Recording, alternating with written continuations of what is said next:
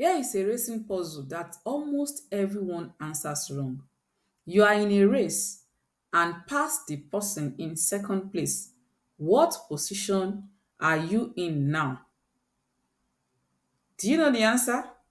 Write it in the comments. Don't overthink it, or maybe you can. So let me know what your answer is in the comments. You are in a race and pass the person in second place. What position are you in now?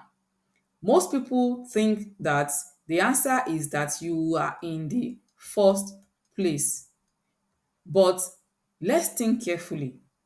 If you pass the person in second place, now this is the first place, the second place, the third place, the fourth place. Now you are in a race and then you pass the person in the second place. If you pass this person in the second place, that means you will be here.